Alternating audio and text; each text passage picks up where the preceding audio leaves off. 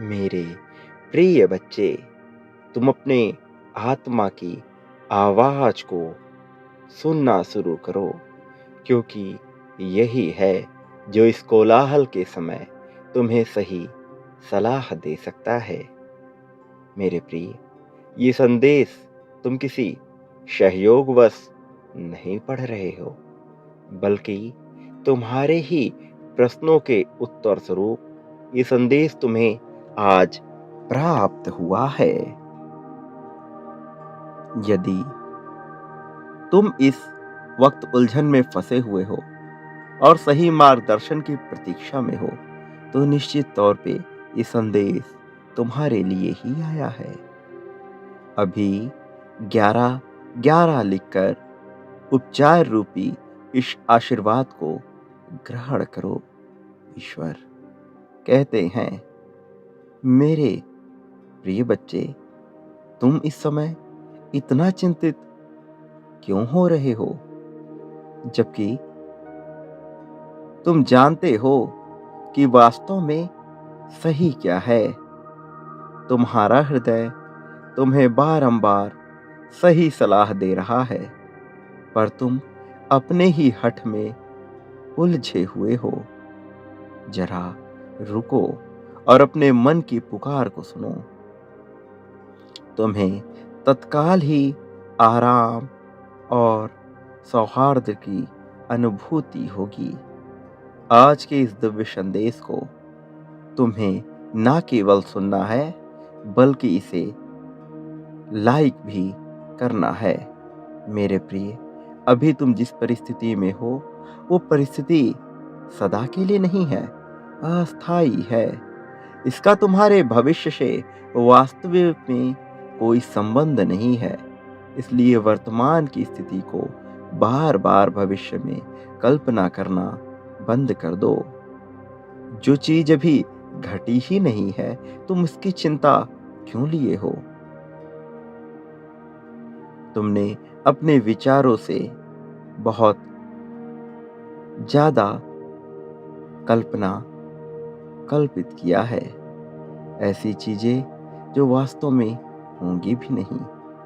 किंतु तुम इन बातों में इतना उलझे हुए हो कि तुम्हारा हृदय बेचैन होता जा रहा है। लेकिन अब मैं इस ऊर्जा को बदल रहा हूं। 99 इस अंक को लिखकर इस ऊर्जा को ग्रहण करने की अपनी चेष्टा की पुष्टि करो। अब तुम्हारी बीमारी तुम्हारे लिए अच्छे स्वास्थ्य में तब्दील होगी। मन से भय निकलने वाला है। तुम्हारे जीवन में उत्साह उमंग की लहरें चलने वाली हैं। अब तुम वो पाने वाले हो जो पाने की तुम्हारी कामना रही है। लेकिन मेरे बच्चे, जब तुम स्वयं से यह प्रश्न करते हो कि यह सब कैसे संभव है, तो बताओ, क्या ये संभव हो पाएगा?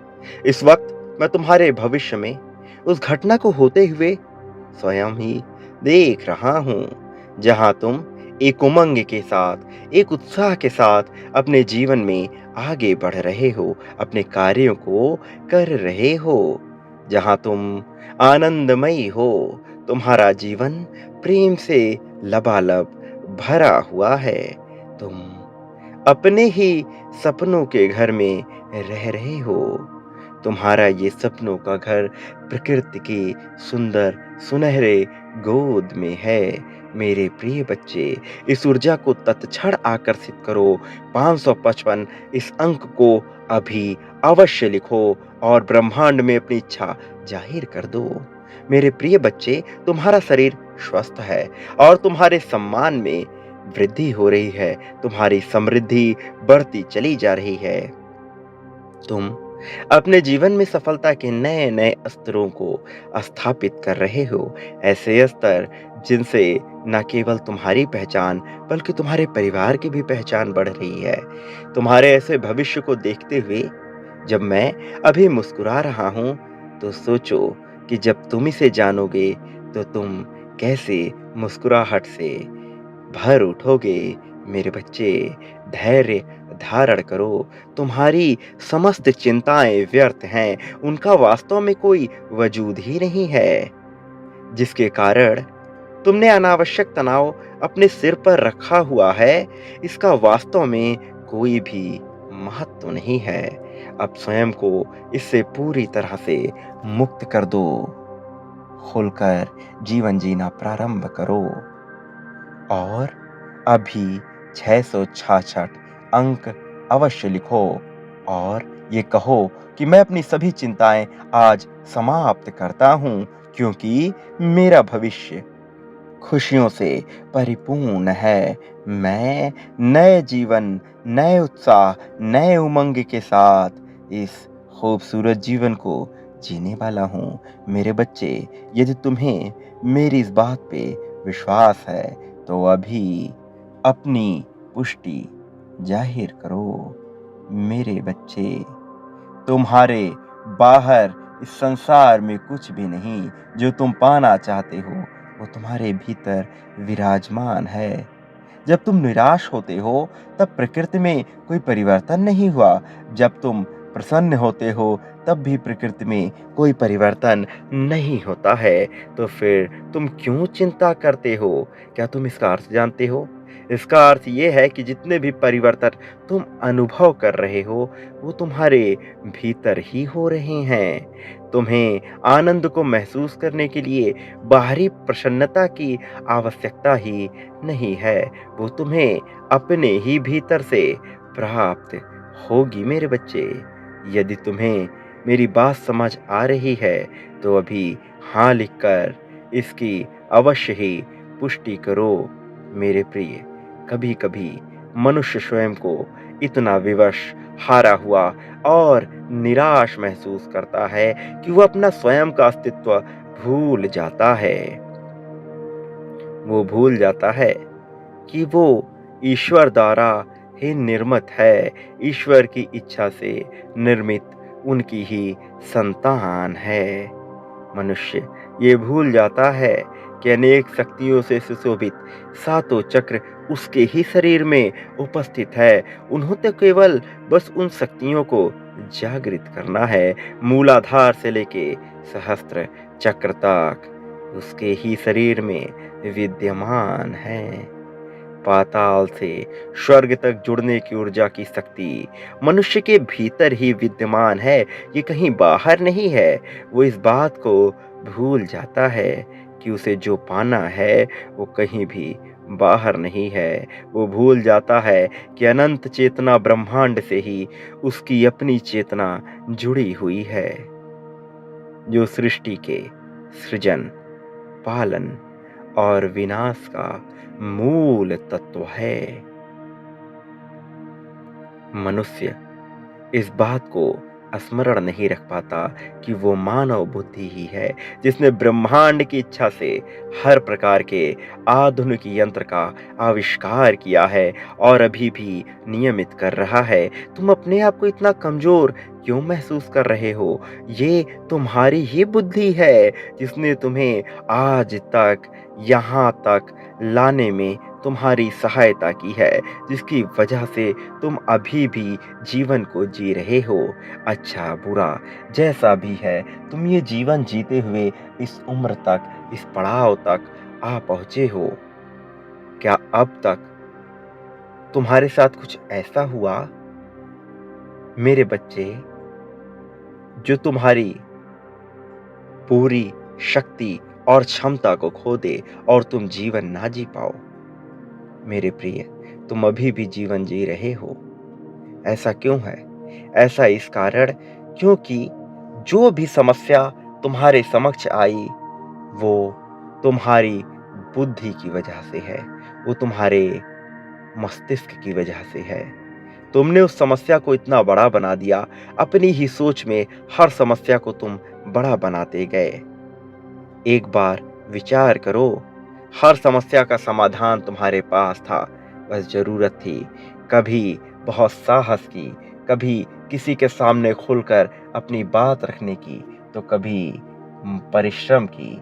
मेरे प्रिय, क्या तुमने कभी विचार किया है कि तुम जो जीवन जी रहे हो उस जीवन में कष्ट आ क्यों रहे हैं?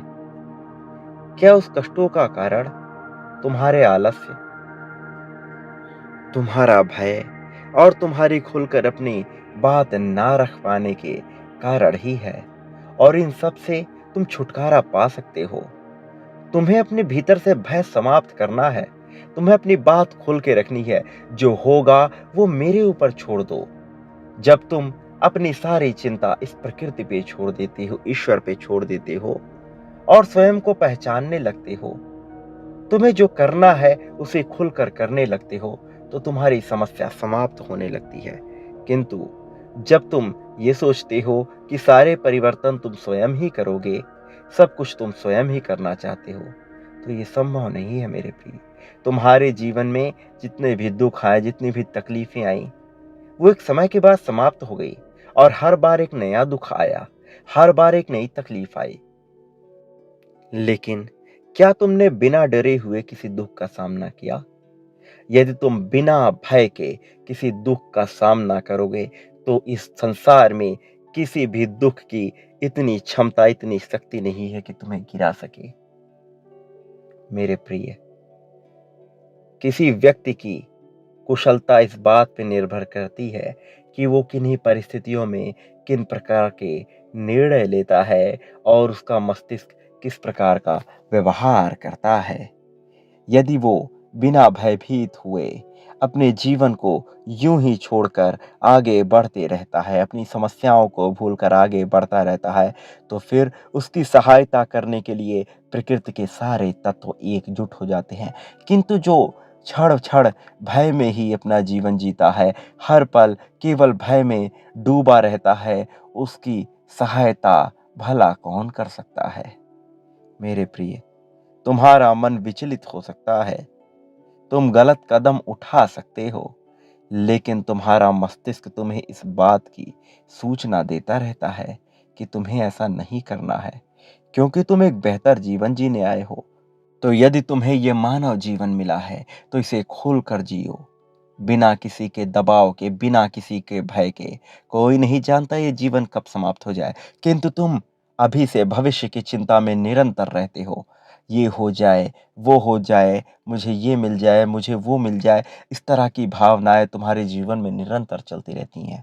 एक बार इनका त्याग करो और सोचो कि जो तुम्हारे पास अभी उपलब्ध है, क्या वो कम है? मेरे बच्चे, अपने अंदर के उस तत्व को जाहिर करो, उस तत्व को उजागर करो, जो तुम्हारे लिए दैवीय शक्ति बन जाए। तुम्हारे अंदर की दैवीय शक्ति तब जागृत होगी जब तुम नर्क के द्वार पे चल रहे हो, और फिर भी तुम अपने जीवन में इस बात के लिए शुक्रगुजार रहो, इस बात के लिए आभारी रहो कि तुम्हारे पास पाँव मौजूद हैं, जिस वजह से तुम उस नर्क के द्वार पे चल पा रहे हो। तुम कहीं भी चलो, किंतु तुम्हारे पास पाँव है, इस बात का आभार तुम्हें होना चाहिए। जीवन में तुम्हारे पास जो भी है उसका आभार व्यक्त करो। फिर देखो, तुम्हारे जीवन में इतना आएगा कि तुम संभाल भी ना पाओगे। मेरे बच्चे, आभार व्यक्त करना ही इस जीवन का आधार है। मेरा आशीर्वाद सदैव तुम्हारे साथ है। सदा सुखी रहो। तुम्हारी प्रगति निश्चित तौर पर होगी। अपने जीवन से केवल और केवल भय को मिटा डालो।